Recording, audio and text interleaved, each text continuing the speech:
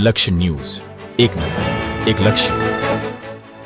ડભોઈ તાલુકાના ખેડૂતો આકરા પાણીએ જોવા મળી રહ્યા છે. ખેડૂતોની જુવાર સરકાર ટેકાના ભાવે ખરીદી જૂના ઠરાવ મુજબ ના કરી સતત બીજો ઠરાવ બહાર પાડ્યો છે, જેના વિરોધમાં ડભોઈના ખેડૂતો દ્વારા આજે એપીએમસી થી રેલી યોજી ડભોઈ સેવા સદન ખાતે આવેદનપત્ર પાઠવી એપીએમસી મેદાન ખાતે ધરણા તેમજ ઉપવાસ આંદોલન કરી વિરોધ નોંધાવ્યો હતો.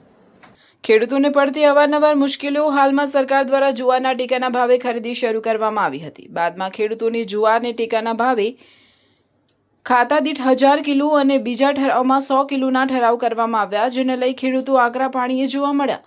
ખેડૂતોની માંગ છે કે પ્રથમ ઠરાવ મુજબ જે ખરીદી સરકાર ટેકાના ભાવે કરતી હતી તે મુજબ જ કરવામાં આવે, જેને લઈ આજે ડભોઈના ખેડૂતો એકત્ર થઈ એપીએમસી મેદાનથી રેલી યોજી ડભોઈ સેવા સદન ખાતે પ્રાંત અધિકારીને આવેદનપત્ર આપી સરકાર સમક્ષ તેમની માંગ રજૂ કરવા જણાવ્યું હતું. સાથે ખેડૂતો દ્વારા એક દિવસીય ધરણા પ્રદર્શન સાથે ઉપવાસ આંદોલન કરી વિરોધ નોંધાવ્યો હતો. આગામી સમયમાં માંગ નહીં સંતોષાય તો ગાંધી ચિંધ્યા માર્ગે આંદોલનની પણ ચીમકી ઉચ્ચારી હતી. રિપોર્ટર આતિશ ઠાકોર, ડભોઈ. ડભોઈ તાલુકાના તમામ ખેડૂતો અહીં ભેગા થઈ અને આજે પ્રાંત ઓફિસર કલેક્ટર સાહેબને આવેદનપત્ર આપી અને અમે અહીંયા ઉપવાસ ઉપર ભેગા થયા છે. તો અમારી સરકારને એક જ માંગ છે કે અમારો જે જૂનો ઠરાવ થયો હતો અને અમારી જે નક્કી કરી હતી હેક્ટર 1850 એ જ અમારી માંગ છે અને એ જ અમારી સરકાર પૂરી કરે એ રીતે અમે આજે ઉપવાસ ઉપર બેઠા છે. અને બીજી વાત કે અત્યારે ખેડૂતને કેટલું પાકે છે એ કુદરતના આધારિત છે. બાકી સરકાર નક્કી નહીં કરતી કે ખેડૂતને આટલું જ પાકે છે અને અમે આટલી ખરીદી કરીશું. બીજી વાત કે અત્યારે વરસ માથે આવી ગયું છે, ખેડૂતોના માલ બહાર ઢગલા પડ્યા છે. તો હવે અમારે ખેડૂતોને નવું સિઝન ઊભી કરવાની કઈ રીતે અમે કરીશું? અમે લોનો ભરવાની હોય છે, સરકાર એવું કહે સમયસર લોન ભરાય તો તમારું વ્યાજ માફ થશે. આ સમયસર લોન નહીં ભરવાનું તમારું વ્યાજ કઈથી માફ થવાનું? તો ખેડૂત ડૂબવાનો છે એની અંદર.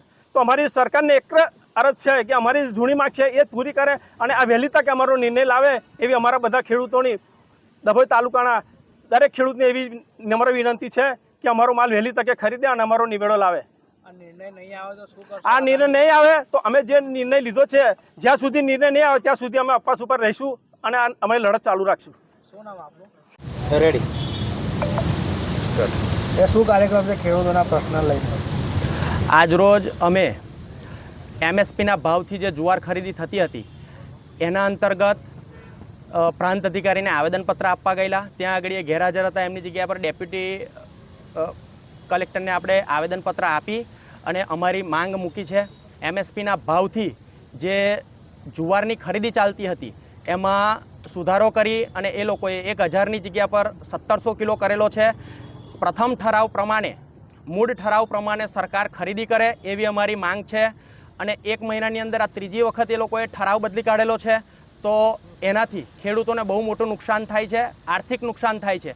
એની માટે અમે આજે ભેગા થઈ અને એપીએમસી ગ્રાઉન્ડ ખાતે ધરના પ્રદર્શન અને આમરણ અનશન પર બેસેલા છે. ડભોઈ તાલુકાના તમામ ખેડૂતો આજે અમારી સાથે જોડાયેલા છે અને જ્યાં સુધી અમારી માંગ સ્વીકારવામાં નહીં આવે ત્યાં સુધી આ આમરણ અનશન ચાલુ રહેશે. અમે સરકારને મેસેજ આપવા માગીએ છીએ કે જૂના ઠરાવ પ્રમાણે જે 1 મહિનો તમે ખરીદી કરી હતી એ જ પ્રમાણેની ખરીદી ફરી ચાલુ કરો. જે ખેડૂતોની ખરીદી થઈ ગયેલી છે એ જૂના ઠરાવ પ્રમાણે થયેલી છે 30 તારીખ સુધી. ત્યારબાદ તમે નવો ઠરાવ કાઢી અને અરમઈમાં જેવું વર્તન ખેડૂતો જોડે ના કરો એવી અમારી 2 હાથ જોડીને નમ્ર વિનંતી છે.